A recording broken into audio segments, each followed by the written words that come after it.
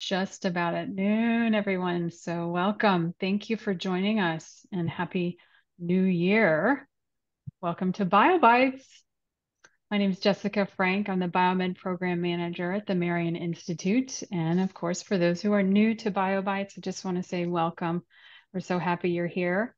BioBites is our monthly free virtual educational series, and we connect you with some of the foremost experts in alternative health and natural healing, biological medicine as well, speaking today on key topics related to wellness and empowered health. So for this presentation, we are recording. So please during the beginning portion, please keep your mics muted. We are also very chat friendly here. So we'd love to know where you're joining us. You can drop that in your chat. So we like to see where people are coming from. And the first half of our webinar today is Dr. Thom will be presenting. And then the second half, we like to open it up to some questions that you might have as you go through and listen in. So please, as you note something mentally, you might also want to just drop that question into the chat. And I'll get to those after he finishes presenting. So feel free to just drop them in and we'll get to them in the second half. And now to go ahead and announce what our next BioBites is. So next Tuesday next month on February 6th at 12 noon, we'll feature Jesse O'Brien. He is the owner and founder of Central Health, a biological medicine facility and fitness facility. He's going to talk about body composition and the 3 levers for body composition optimization, regardless of your age, your body type, or your physical ability. And so we'll drop the link for that registration in the chat later on. So also make sure you follow us on our socials and register for things as you see them come along and join us in our email newsletters. We'll also be sending out this recording along with some other resources to your inbox in the next few days as well. So today's topic, it's all about getting and staying healthy for a lifetime with natural laws. And so we're launching our 21-day reset today with today's BioBites. The reset is a series of daily emails that give you guidance and resources so that you can cultivate health over an entire lifespan. So if you're not signed up for the reset, it's not too late. We'll also include that link in the chat as well. It's so there. giving us the, oh, thanks, Liz. So giving us the what, the how, and the why of basic healthy habits that we should all be doing over the course of our lifetime is going to be Dr. Dickson Thom. So Dr. Thom has been practicing medicine for over 50 years and lectures extensively and has for over 40 years throughout the world. He is the author of several books, most recently a book entitled Begin Again, Trauma, Disease and Healing with the Brain Protocol and Biological Medicine. He believes health is a reflection of physical, emotional, spiritual, and energetic balance. And a fun fact, he is also a co-host of a podcast with his daughter, Julie, called Connecting with the Thoms. I am a huge fan. So basically, just suffice it to say, he's been hacking bios before biohacking was a term. So without further ado, I'm going to bring on the OG of all things biomed, Dr. Dickson Thom. So take it away, Dr. Thom. Thank you. Thank you, Jessica. Much appreciated. Happy New Year, everyone. This obviously is always a great time to get started as people make resolutions, but we know by January 11th, something like 94% of people who made resolution no longer stick to it. However, we're going to talk about today is not just a 21-day reset. Ideally, it's a reset for the entire rest of your life, and because it's the type of things that we need to do for ourselves. They're things that since we have been on this planet for 310,000 years or so is what it seems, supposedly what history tells us. So what we're going to talk about is to remind you that there are everyday activities that will really allow you to enable to get to your level of optimal performance. The unfortunate thing about medicine and health is there's sort of lip service given to the idea that you should do this, you should do that. but they're, from the medical profession, and then you wait until it's broken, and then you go to the doctor and say, oh, you have to do this, you have to do that. So our main goal, however, is not to wait until it's broken, but to do something that I have coined because I've used this term for the last 35 years, called basic treatment guidelines. But in reality, they're also natural laws to live by. There's 8 billion of us on this planet, and all 8 billion of us require us to do certain things on an everyday basis in order to survive and, to reach some level of purpose, we'll say.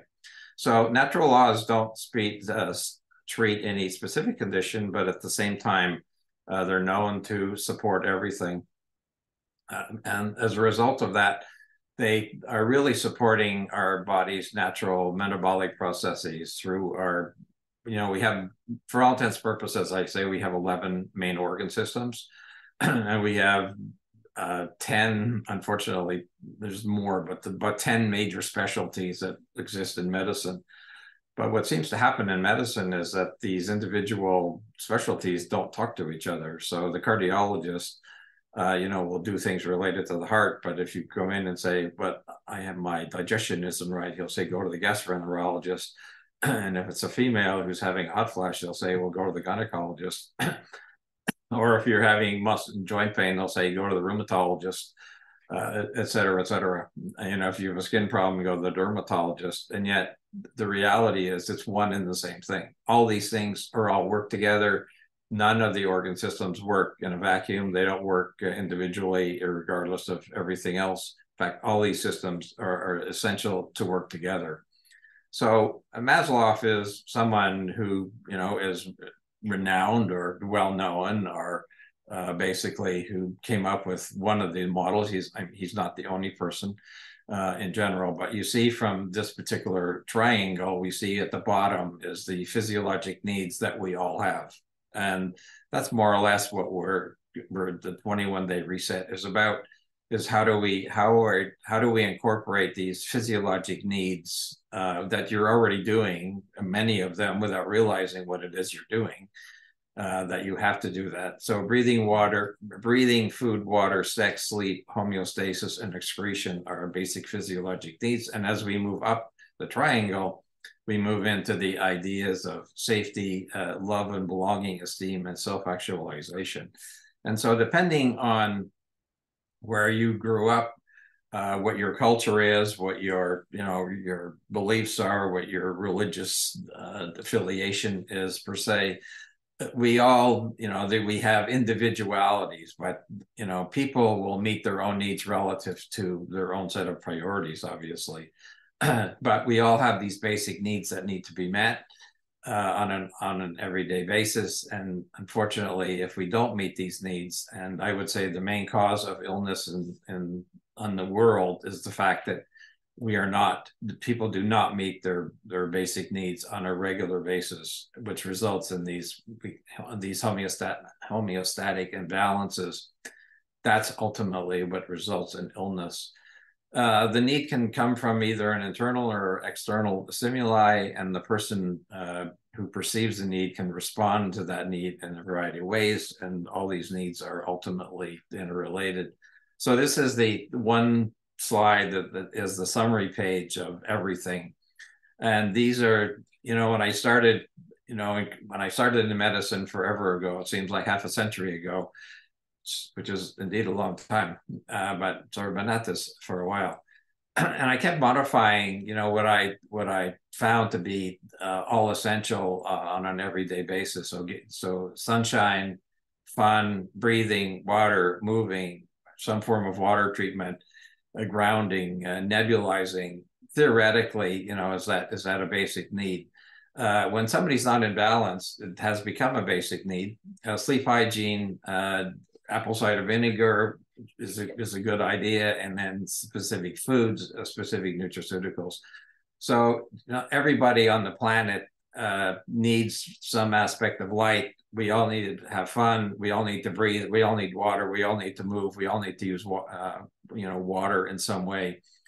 We need to ground ourselves, which is one of the greatest challenges that are missing. Sleep hygiene is a massive problem in our society, resulting in many and then specific things about food.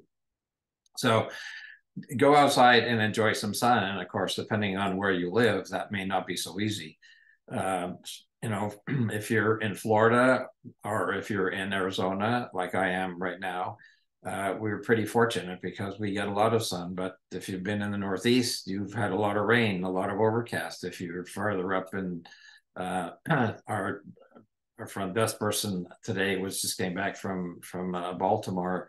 He said he was there all week over Christmas, and he said he never saw the sun in the whole week. So it's like, what do you do about that when you live in a place where you're not getting sun? Then you have to get lights. You have to do those types of things because light is actually an essential thing to support our circadian rhythms. And now we have the technology to be able to do that if you don't have light itself. Interestingly, having done this for tens of thousands of people, and presenting these ideas to people that of the types of things, this is the one that people, it's hard to believe, have the hardest time with. What do you do for fun on an everyday basis? And it's like people sort of sit there and say, well, what do you mean? What do you do for fun? I said, what do you do? And people have a hard time coming up with something that they can do on a regular basis that is not considered part of a requirement. It's not about taking your kids here or there. It's not about doing tasks. It's not about going to work. What do you do that sort of gets you out of your present mindset of where it's at? So if you don't have something, you need to find something. And right now, the disruption that that may not sound like fun, but you have to decide yourself what is fun, whether it's getting together with girlfriends, whether it's playing a game of solitaire, whether it's, taking a walk, whatever it is that you do that basically is outside the norm. Laughing every day is a pretty essential component, and it's unfortunately missing, especially in a world with great turmoil that's going on, not just now, but has always been there. So adding this to our life, we're realizing how important it is for our nervous system to be in balance. In the past year, this seems to have become the more prominent one, at least in my patient population that I'm seeing. People are hearing about and are more and more evident about what's happening. But taking deep conscious breaths has become now an essential aspect for health.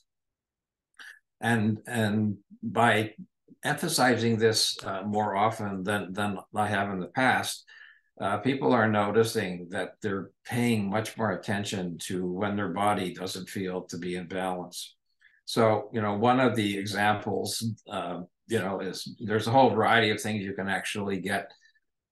You can go on the App Store and download an app specifically for breathing. This one is one that I mostly been recommending to my patients lately, or the world for that matter, is what we call box breathing, 4-4-4-4, meaning you hold your breath for 4, you breathe in for a count of 4, you hold, and then you breathe out for a count of 4, then you wait for 4. And so you do 6 repetitions of that. And what we're trying to do is we're trying to change a conscious act, which is, you breathe in for 4, wait for 4, breathe out for 4, wait for 4, into an unconscious act. And you do it often enough, you actually can retrain something that's an unconscious thing, which is breathing into this unconscious aspect. So many people in our society are now in a state of depression or anxiety. And, from a blood test perspective, invariably, the gentleman I just saw 10 minutes ago, his carbon dioxide was very high. And I said, you never take a deep breath, do you? He says, no, I can't. Because he says, like, he's so keyed up. So just breathing is something that in the last year, I would say, has become a tremendous emphasis in order to get people into a much more relaxed state. Our body composition is, people think, what's our body made up? And really, for all intents and purposes, it's made up of carbohydrates, proteins, water, mostly some fat, and some vitamins and minerals. Water has so many different functions. People think you drink because you're thirsty. Well, unfortunately, a lot of people don't drink because they're not thirsty, and that itself is a problem. But you see just from that slide how many different things water, the things that water does, and the reason water is so essential, and that's why our body is the greatest percentage of our body is made up of water. And you look at the first couple in the slide, the brain. The brain is 80% water. And by being 80% water, and we hear so much about cognitive decline, everybody's worried about what happens with Alzheimer's. And I'm not saying it's just about water, but the first sign of brain fog, can't focus, can't think, lose my word, is simply a state of brain dehydration. And since it's 80% water, it doesn't take long for it to become dehydrated. But look at all these different organs. Heart, kidneys, 80% water. The blood is 85%. Lungs are 80%. So you see the importance of water and the state of hydration for what's going on. So if we look at, the average human is about 50 to 65% water. Typically men are a little bit more than women, but the babies who were first babies of the year that were just born, stroke of midnight last night, are about 85% water. And so as we get a little older, it's a little bit less. So the average male is about 60, the average female is about 55 in general. But people typically don't feel thirsty until they're 2 or 3% dehydrated. So in the summer, it's that time. If you're playing a sport, you're playing a game, you're running around, you're sweating, you're going to tend to be thirsty because you're losing water more rapidly. Unfortunately, however, it only takes a 1% drop in order to change your mental performance. And that's because the brain is 80% water. So you don't have to feel thirsty in order to have some level of cognitive decline. Also physical coordination. So that's why they're always saying when you're active, when you're busy in sports, you see people drinking, you need to maintain that in order to maintain that aspect. The general rule of thumb, with some exceptions, is you take your body weight in pounds, divide it into, and that's the amount of water you should drink. So it used to be proverbial drink 8 glasses of water, 8 times 8, 64 ounces. If you weigh 200 pounds, 64 ounces ain't going to do it, because you really should be closer to 100 ounces of water a day. That does not include coffee. It does not include sodas. It does not include wine or alcohol. We're talking water. Those things, from a clinical perspective, is over and above that kind of, that aspect of fluid intake. Movement is something that typically people associate with, going to the gym, we'll say. In the past, we see, gyms on, now I'll be all these advertisements for, join up for $1 for the first month and, show up at the gym. But the reality is movement is not necessarily something that requires equipment, although it can be helpful. What we're really interested in, what I prefer to call is functional fitness.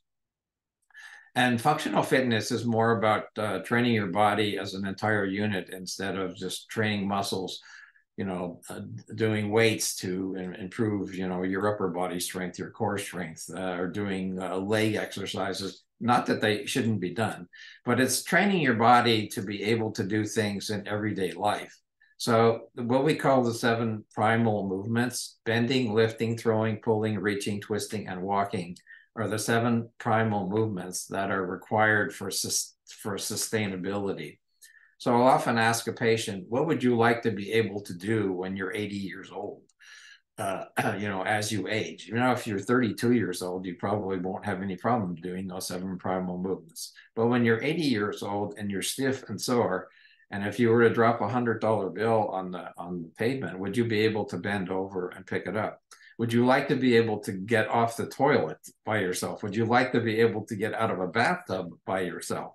So these aspects of reaching and twisting and turning and throwing and pulling, etc., are just everyday activities. So this idea of functional fitness is for everyone, and it should be used in order to stay strong and to stay fit. And so it's an activity and a movement that has to be sustainable. It's something that needs to be done every day. And when you're finished doing it, it should not be, oh, I need to sit down for 10 minutes to recover. We're not doing this activity for sport. We're doing this activity simply to live life to the fullest. It should involve some type of contraction of muscles, because muscle movement doesn't move the lymphatics, which I'll talk about in a sec. It could be easy aerobics. And the one that's most common is walking.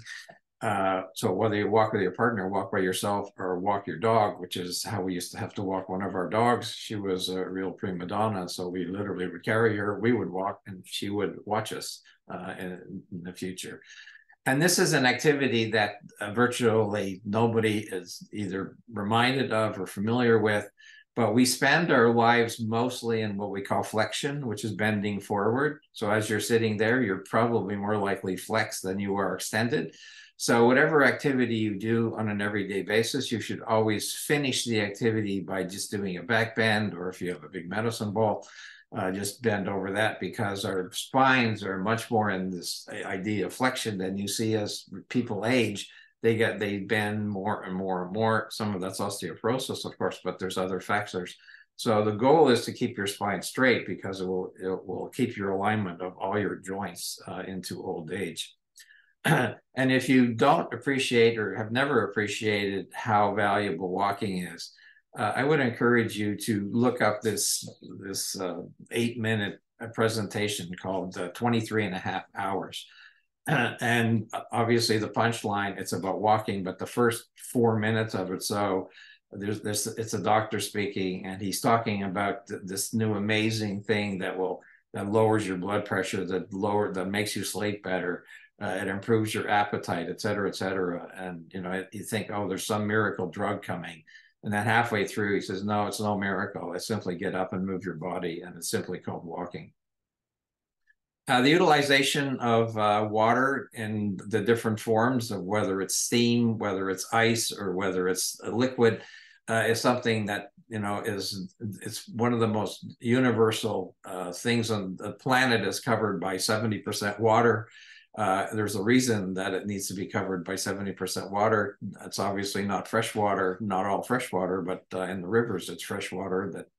And so the application of that, whether we're drinking it to hydrate our inside, or whether we're using it to cleanse our outside, or whether we're using it in the form of ice as a stimulant, or steam to open sinus passages, etc., it's the type of thing that has become pretty much an essential component. I refer to the lymphatic system as the forgotten system, because most people, unless they have a sore throat and can feel, something big in their neck, a swollen lymph node, or if you're thin in your groin area, are the two areas where they come to they're near the surface. But the reality is the lymphatic system, it covers your entire body, just like your cardiovascular system and your arteries and vessels cover your entire body. And only in the last 10 years have they acknowledged that there is, in fact, a lymphatic system in your brain. But it's always been there. It's a one-way system. There's no pump that's associated with it. There's about 3 times more fluid in your lymphatic system than there is in your cardiovascular system. This is the main system that is responsible for removal of microbes, be they viruses, be they bacteria. When these lymph nodes get busy, they produce antibodies to help our immune system. So the lymphatic system is a significant part of our immune system. It's the type of thing that needs to be supported on an everyday basis, because of the fact that it is responsible for clearing things out. It is the most active during the night, which is when we're sleeping. And so, which is why these are the types of activities that we can suggest on a regular basis.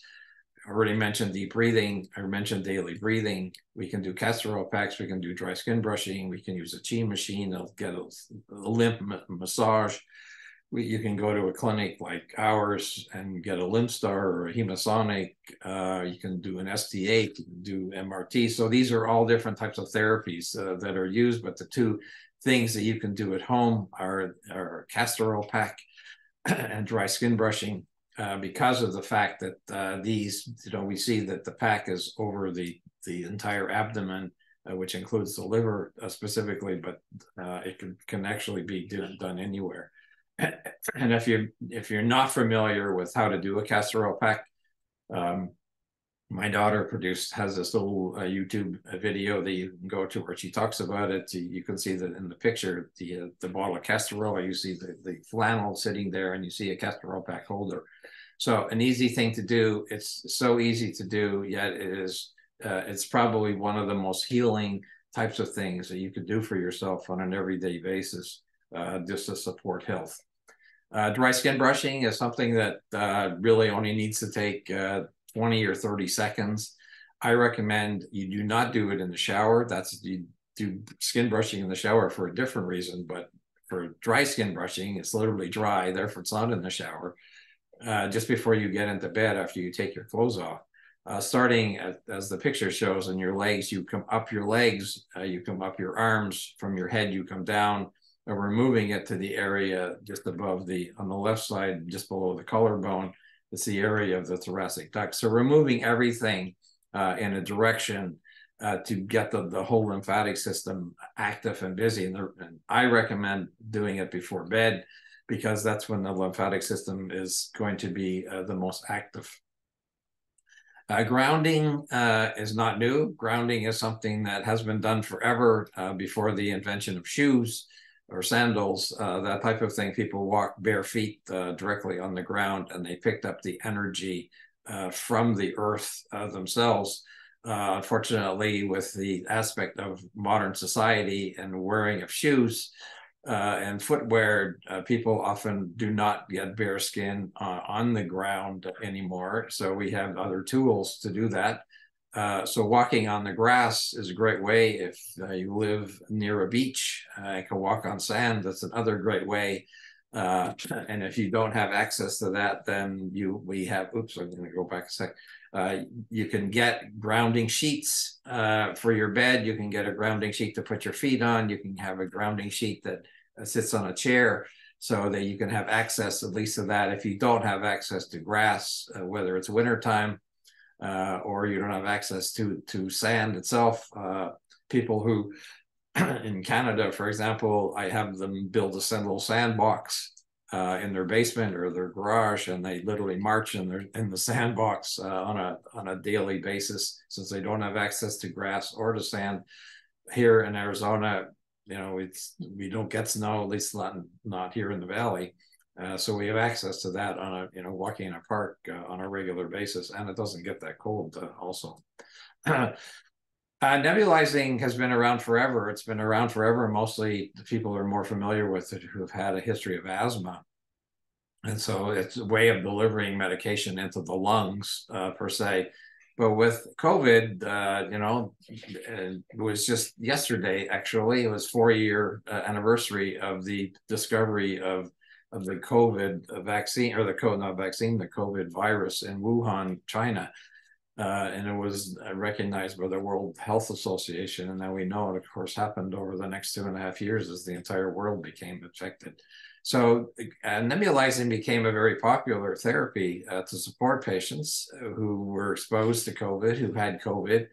And I use as that picture shows, the one with the mask. So we put it over the nose and the mouth, and we basically are able to deliver a whole variety of different types of therapies directly into the immune system, we'll say, into the nose, into the mouth, and literally into the brain.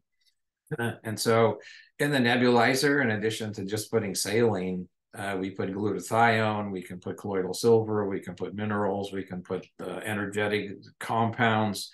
There's a whole host of different types of things, and depending on what an individual is dealing with, whether it's allergies or whether it's a sinus problem, or whether it's brain fog, or whether it's depression, whether it's anxiety, we can deliver medications almost directly into the brain using this particular form of medication. And I've actually found it in some patients to be more effective than taking things orally. So I quite favor the use of nebulizing on a regular basis. It goes without saying that we all need sleep. So it's pretty obvious, why do we need sleep? Most people do not get enough sleep. There's 10,000 pieces of research that show 7.5 to 8.5 hours is the ideal time as far as resetting your nervous system, getting your lymphatic system moving properly. And so people say, well, I can't get it.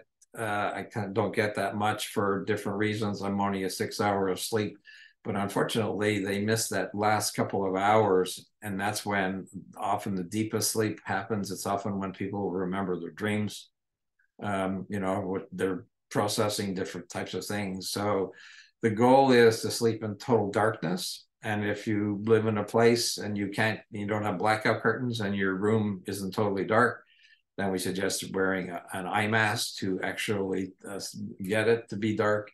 The goal now with Wi-Fi is that there's no Wi-Fi. We're trying to get rid of that particular energy in the bedroom. Grounding that I just mentioned, you can get a grounding mat to put on the bed. And you sleep on that, so you can be grounding for about 8 hours a day. So, these are the preferred time to go to bed also is between 10 and 11, ideally, and be asleep by 11. The main reason for that is because it helps reset your circadian rhythm.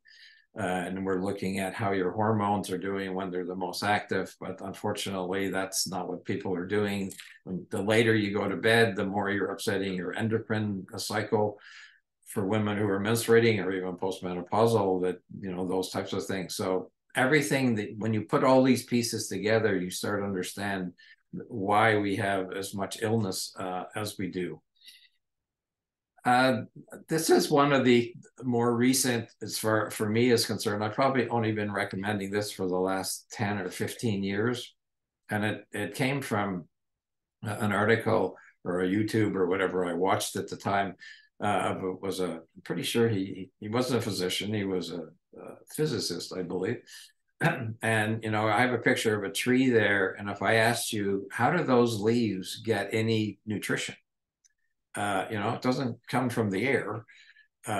Basically, it's coming from the ground. Well, if it's coming from the ground, how's it getting up the tree?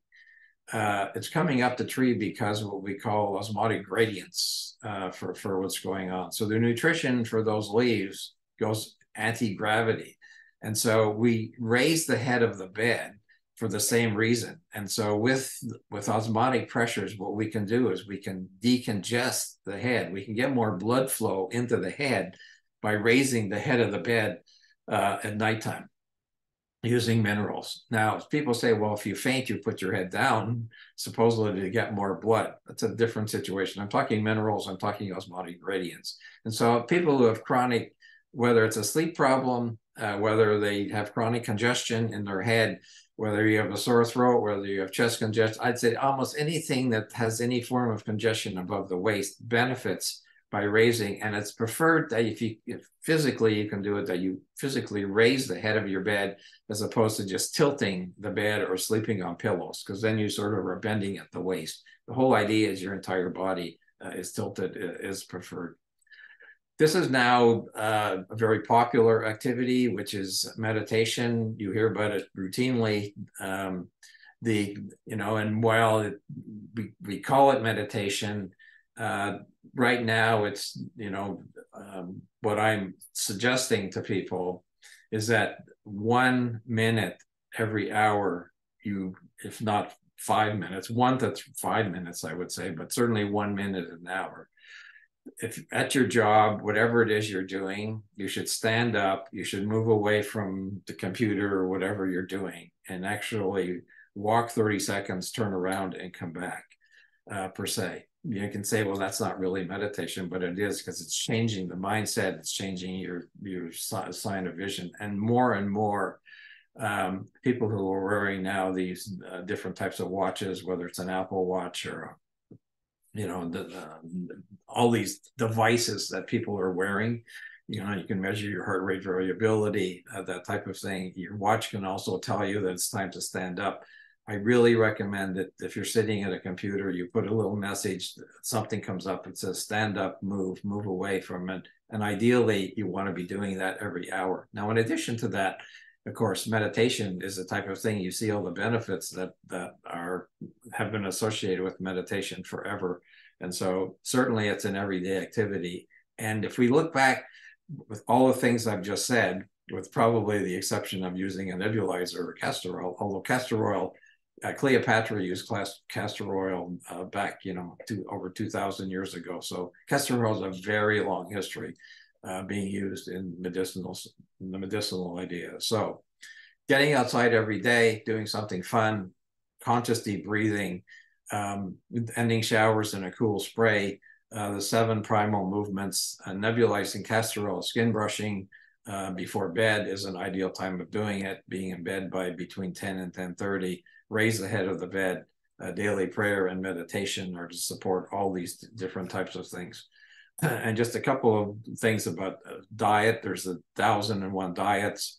The main thing about diet is variety. And so these are just sort of general rules that we have. I like apple cider vinegar. Some people say they don't like it. I say, well, just smell it if you don't like the taste, or lemons. And all we're trying to do is get the machinery warmed up to start that. Smell the food, think about what you're about to eat, chew a lot, put the fork down, and just putting your fork down between bites. If you did that for all of 2024, you would lose between 3 and 5 pounds if you change nothing else. Nothing else changes except put your fork down between bites. You would lose between 3 and 4 pounds. Has been shown. Don't drink with meals, which is a hard one for most people because they use the liquid whatever they're drinking to wash the food down, which means they're not chewing enough. Give thanks, eat in a peaceful place, and relax after eating are just sort of general rules. Apple cider vinegar, as I said, has been used historically forever.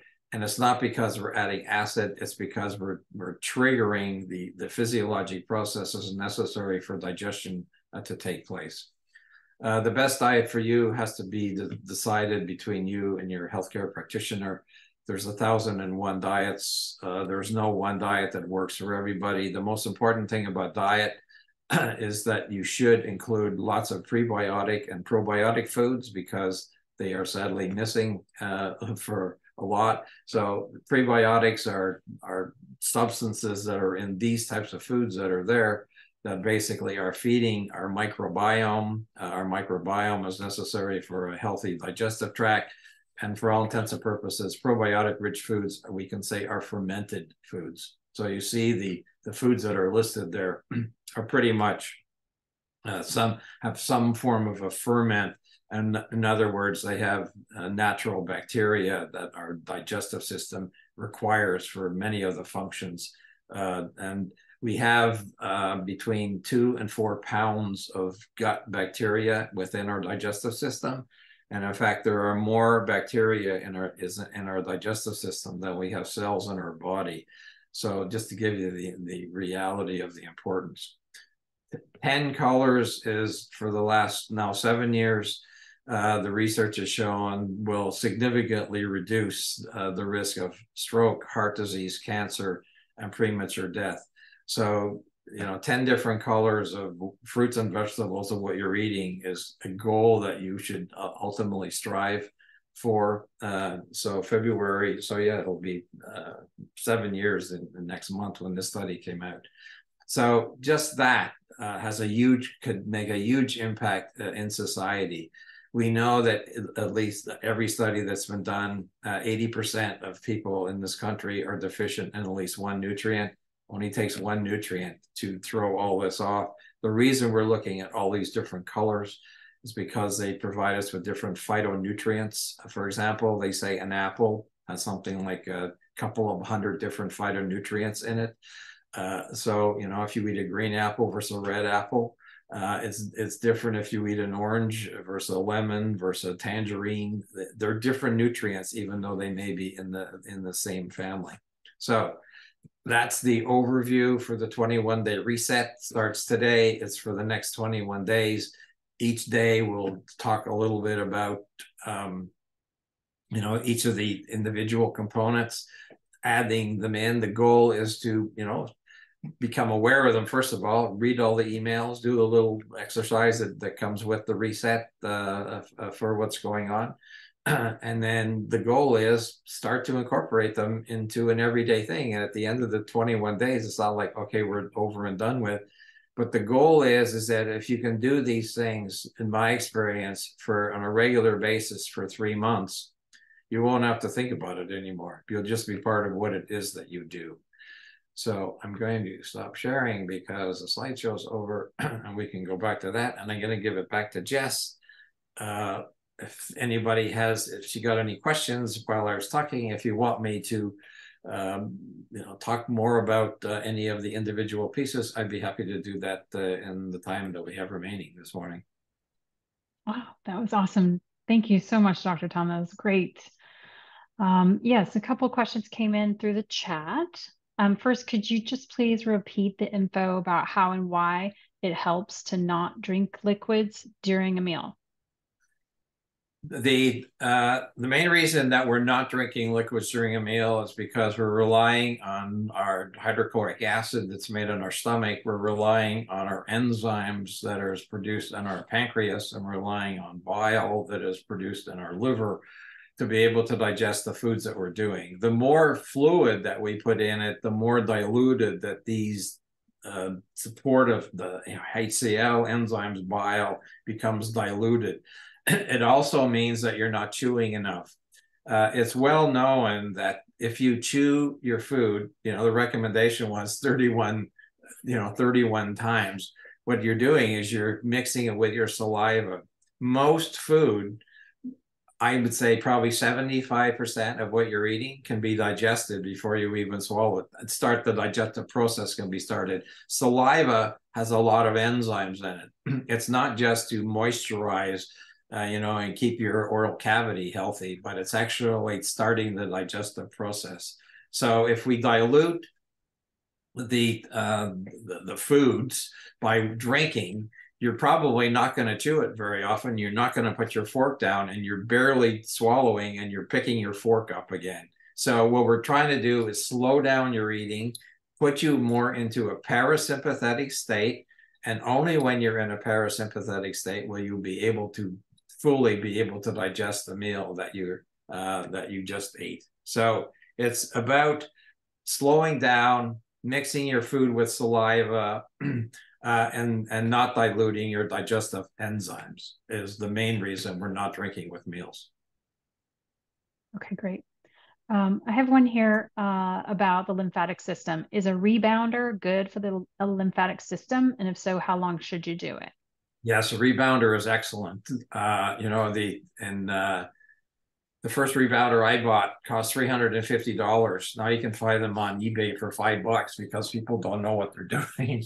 Yes, a rebounder is excellent because what it's doing, when you bounce up and down, we're using static and kinetic energy. So you're actually you can actually move your lymphatic by doing it.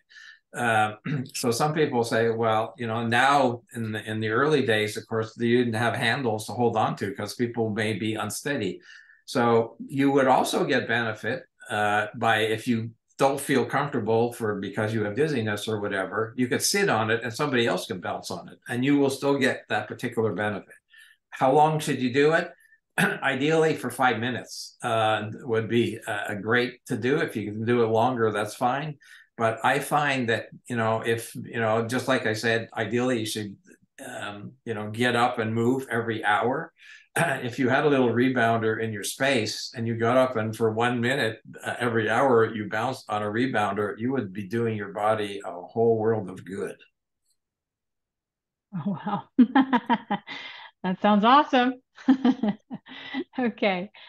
Just a clarification on the no Wi-Fi in the room. Does that mean no devices or actual no Wi-Fi penetration or both?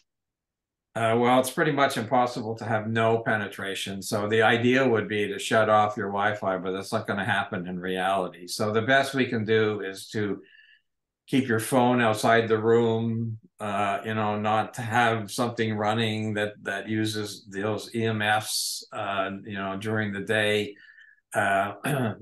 People are using blue screens and they're using all kinds of EMFs types of things. We get exposed to so much EMFs on a regular basis where we're trying to not interfere with our brain waves. And so that's why grounding mats are something that, can be helpful. Airplane mode doesn't do the trick. It's better than not doing it per se, but people are trying to get around the reality of the pain of, oh my God, I need my phone. I have to have my phone. What if it goes off in the night? It's my alarm. It's this or that. Say, well, there's other ways of doing it per se. Before Wi-Fi became popular 25 years ago, it did quite well without it for some. The reality is for many people for different reasons it's not possible. Just like being pitch black. Really, people say, well, I need a night light to find my kids or whatever. I said, well, you need to find your kids because you need a light on. I said, well, you should know what your kid looks like. You don't really need the night light on. And what we're talking about, dark and light, is the stimulation of your pineal gland, which is melatonin. And people who don't sleep in the pitch, and this is another little factoid, if you don't sleep in pitch black and you go out in the sun, you will need more sunscreen. I mean, that's an actual fact that you won't produce as much melanocytes, we call them, which causes us to tan. And so when people would sleep in caves, like they used to, which is why it was pitch black, except around the full moon. So the day before, the day of, and the day after the full moon, from a menstrual perspective, is the only time there should be any type of light in the room for any type of hormone balancing, very simple type thing. So any man or woman who has hormone issues should be pitch black for all month, except for the 3 days around the full moon. So you do your best as far as no Wi-Fi stuff. If it's not possible, hopefully you don't have multiple Wi-Fi devices. Maybe it's just a phone, but not a phone, an iPad, a computer, a television, one of these alarm clocks and all that kind of stuff that run now on with EMS. They are unfortunately a reality of our world. It doesn't help ultimately to be around it on an ongoing basis, but do your best to minimize it is all I can say. Awesome. We had a great BioBites last month in December that was on this exact same topic. The entire BioBites was on EMF safety in a wireless world, and it is fascinating. So I think I can put that into the chat for everyone to see if you don't see it there now. Did you want to say something, Liz, on that? No, I was going to get it for you. Oh, okay. There was actually something like within that topic of EMF, having an infrared sauna. Does that still provide benefits, or does an infrared sauna use that technology too? Are infrared saunas not good due to their EMFs, or do they still provide benefits, and which saunas are best? Yes, saunas are definitely a component that have been used historically for many years, like Turkey's baths have been used for many years per se. We can't totally isolate ourselves, and we shouldn't think that we have to isolate ourselves, because when we start talking about avoidance of everything, people don't realize that the inherent ability of our body to heal is quite large. And if we support it, if we are doing some of everything that I just talked about for the last half hour, you would be one step ahead, or if not 20 steps ahead, of the vast majority of the world's population who are not doing often any of these types of things on a regular basis. The body's ability to heal is pretty phenomenal. When you think about illness, when you think about people who smoked for 40 years, people who have drank too much alcohol for 50 years, And only then does the liver say, okay, enough's enough.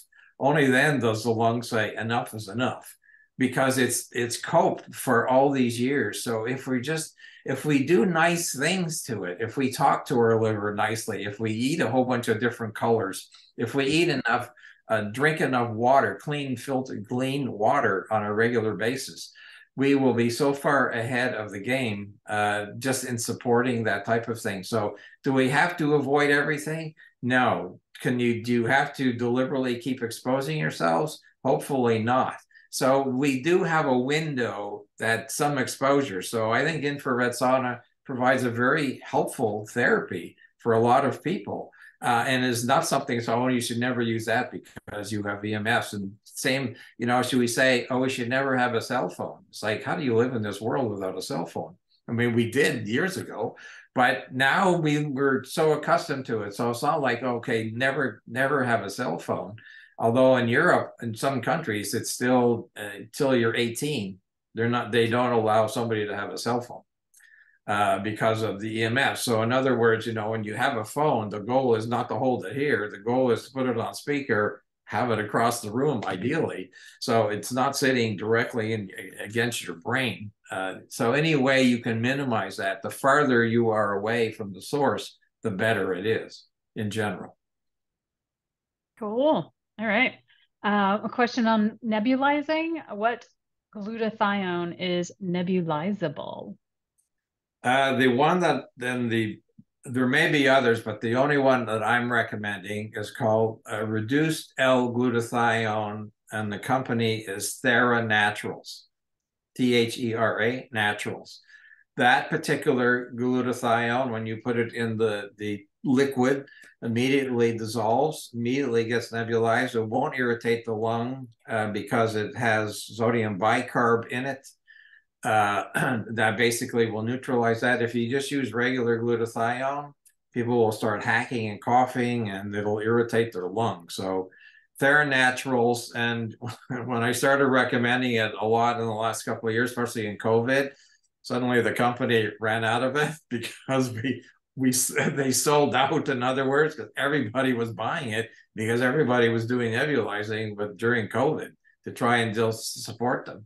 It's a great way of getting glutathione. Our bodies are making it, obviously.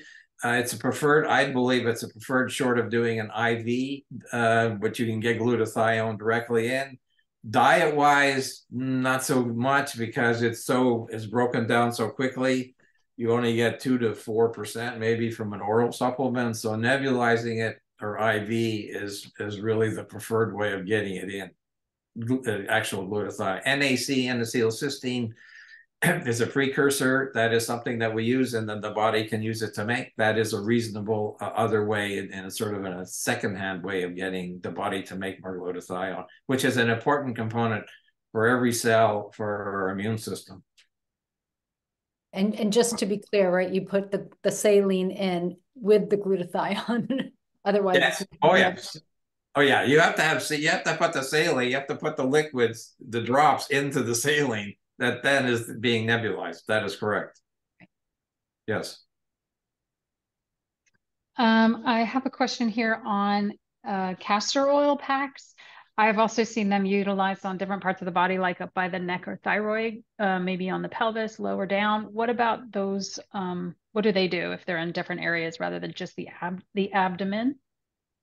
So the historically, some of the more popular stuff came from Edgar Casey's readings, that he did his readings in sort of an altered state, and he always talked about putting it over the liver.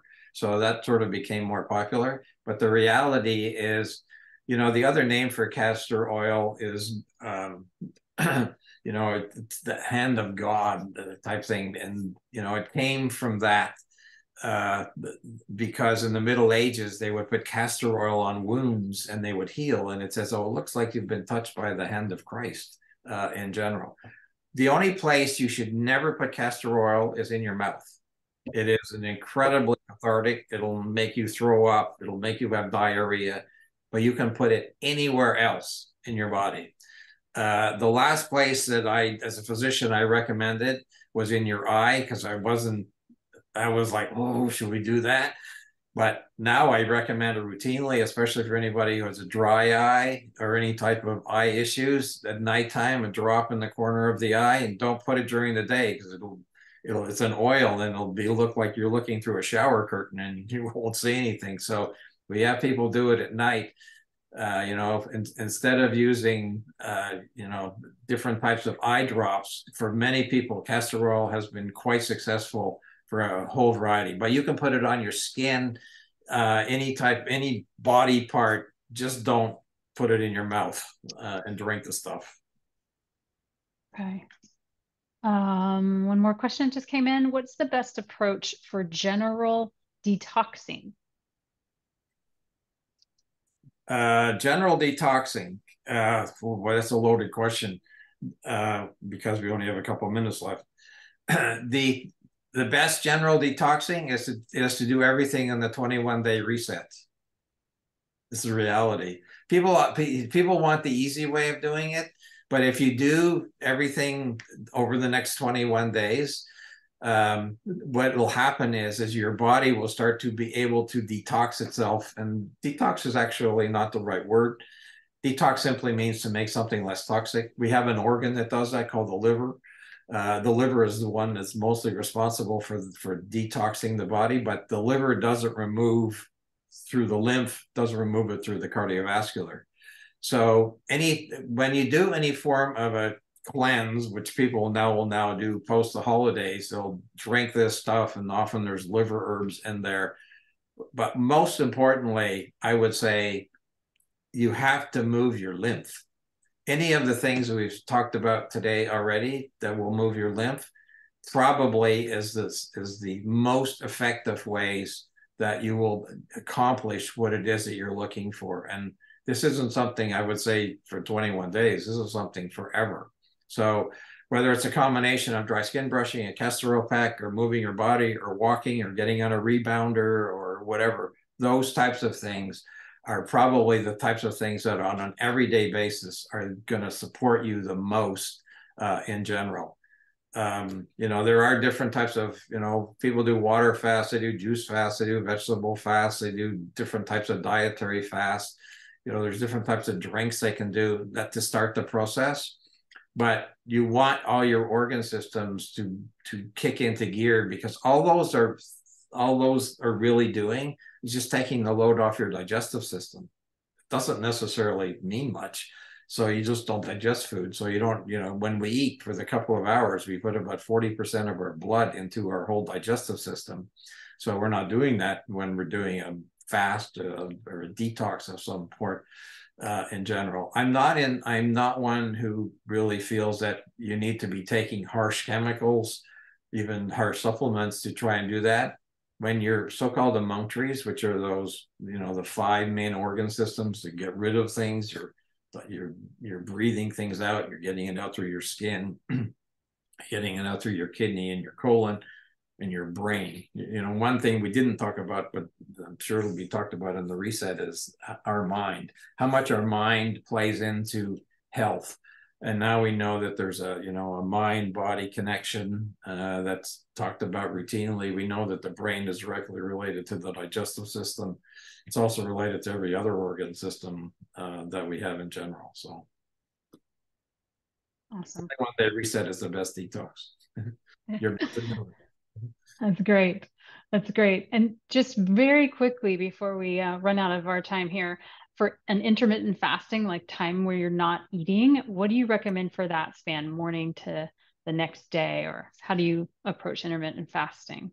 So ideally, and intermittent fasting isn't for everybody. It's, ideally they say physiologically you should rest that system for 18 hours. So you would have a 6-hour window. So 12 to 6, 11 to 5, whatever appropriate is the ideal. Now, 18 hours is not feasible for many people because of health issues. So 16 hours is reasonable. Even 12 hours is better than not doing it.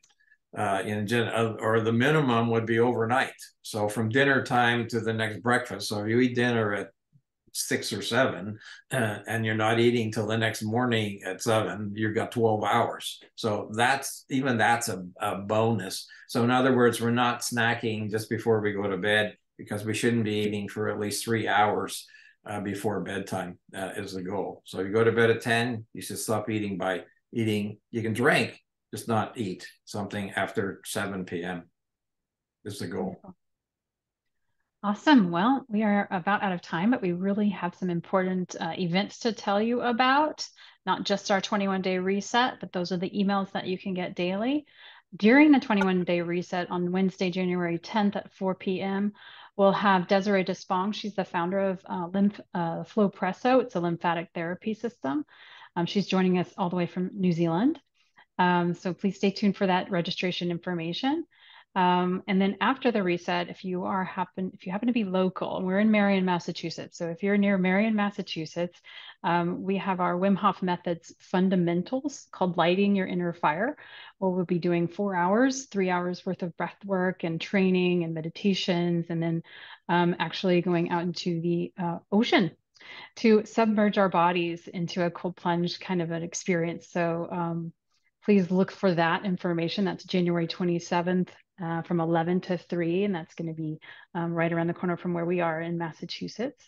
And then our BioBites for February. That's right. There was one more. I'll drop that into the chat too. Anything else you need to talk about or invite people to, Liz?